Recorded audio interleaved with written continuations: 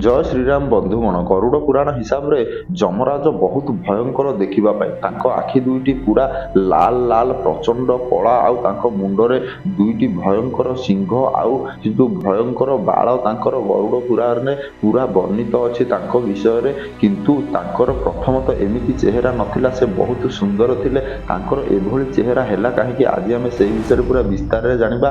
Video रे आपण माने आगु बढ़िबा पूर्व चैनल को सब्सक्राइब एवं वीडियो को लाइक निश्चित रूपे कर दिंतु कहीं एमतीका स्पिरिचुअल वीडियो मुझे नित्यदिन आणुछि। जमराज सर्वप्रथमे मृत्यु को प्राप्त होइथिले बोली से मृत्युलोकर राजा जमराज सूर्यदेवंकर पुत्र। से प्रथमे बहुत सुंदर थी, सी एते सुंदर थिले जे स्वर्गर अप्सरा माने मध्य तांको देखिले मोहित हो जाउथिले। एते सौंदर्यपूर्ण थिले जे हिसाब बाहरे जी केही भी देखिबो यम को रूप रे से मोहित हो जिवो। यम भी निज ताको रूप को देखिकरी से गर्व अनुभव कले बा कहंतु कि से ताको निज रूप रे ही से निजे मोहित हो गले। सदा सर्वदा से निज रूप को ही देखु थांती, निज रूप रो ही प्रशंसा करू थांती। निज रूप को केमी से सजाड़ी रखिबे सेइथिरे से समय अतिबाहित करि दउ थांती। तांकर जो कार्य यमलोकर कार्य ताकू से पूरा करि पारु नहांती। ए संसार रे जेतबेले आत्मा मानकर कार्य पूर्ण हो जाए से सेतबेले से आत्मा मानकु नै तांको पाप पुण्य रे हिसाब करी पुणी तांको नुआ जन्म देई थांती। किंतु से कार्य रे सफल होई पारु नहांती काहेकि ना से तांको निज रूप रे ही मोहित हो जाई थांती। से सदा सर्वदा तांको निज रूप को केमी से सजाड़िबे आउरी सौंदर्य बनैबे से चिंता रे अतिबाहित करू थांती दिन सब। एपटे संसार रे कहार भी मृत्यु न होतिबा कारणरू समस्ते बहुत उत्पात करबा को लागिलेनी बा समस्तंकर मृत्यु प्रति भय छाड़ी गलानी। समस्ते भाबिलेनी कि आमे अमर हो गलनु, आमर मृत्यु हबनी।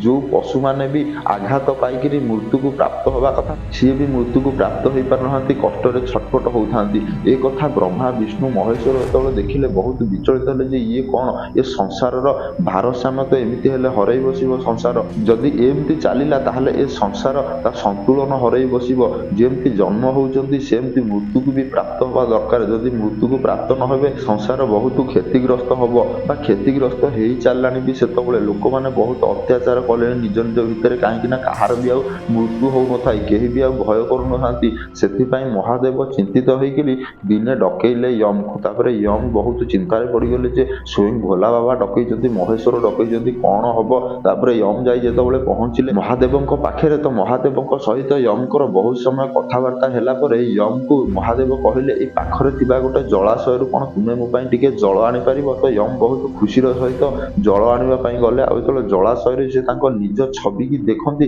से बहुत आश्चर्य हो गले आ बहुत भयभीत हो गले। काहेकि ना बहुत भयंकर छवि तांकर थिला, बड़ बड़ सिंह, बड़ भयंकर मुह तांकर थिला, बड़ बड़ बाल, लाल लाल आखि।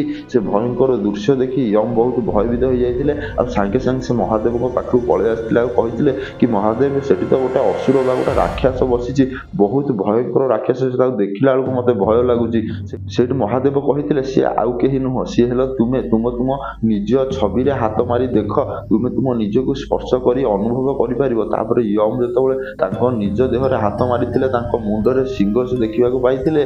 सी बहुत चित्त पड़ी जाइतिला। महादेव को पाखरे बहुत गुहारी करथिले जे मते मो पूर्व रूप को फेरै दियंतु। हेले महादेव सेही समय आखि बंद करिकि ध्यान निद्रा को पळै जाइतिले। सेठी यम भी बुझी पारितिले कि महादेव को पाखरु मते आ कोनोसी सहायता मिलिबो नाही। तापर यम ब्रह्मदेव को पाखु जाइतिले, किंतु ब्रह्मदेव मध्य ध्यान रे लीन थिले। तापर विष्णुदेव माता लक्ष्मी को सहित कोनोसी विशेष कार्य रे कथावार्ता होउथिबार देखि यम भी सिठु विफल हो गले। तापर यम आसी कठोर तपस्या कले। तो कठोर तपस्या अनेक वर्ष बीती गला। तापर भगवान विष्णु आसी यम को दर्शन दे। भगवान विष्णु कहले यम मु तुम तपस्या रे प्रसन्न अछि, तुमको कौन बर दरकार मागरे। यमराज कहितिले कि प्रभु मोर ए जो रूप मते बहुत भयंकर लागुछि, आपण मो पूर्व रूप को मते फेरै दियंतु। सेठी भगवान विष्णु कहितिले मु तो तुम पूर्व रूप को फेरै परिबिनी, किंतु तुमरो सिंह दुईटी की इठु हटै देई परिबि आ तुमको गोटे पशुर सहायता देई परिबि। तापर यमराज मध्य भाबितिले कि एया ही नियति आउ मोर पूर्व रूप फेरिबो नाही। तापर भगवान विष्णु ठारू ताकू गोटे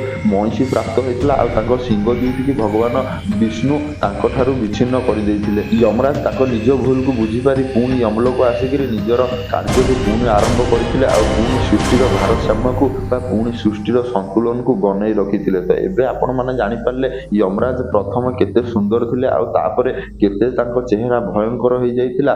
ଯଦି ଆପଣମାନଙ୍କୁ ଭିଡ଼ିଓଟି ଭଲ ଲାଗିଥାଏ ତାହେଲେ ଭିଡ଼ିଓକୁ ଲାଇକ୍ ଏବଂ ଚ୍ୟାନେଲକୁ ସବସ୍କ୍ରାଇବ ନିଶ୍ଚିନ୍ତ ରୂପେ କରିଦେବେ। ଜୟ ଶ୍ରୀରାମ।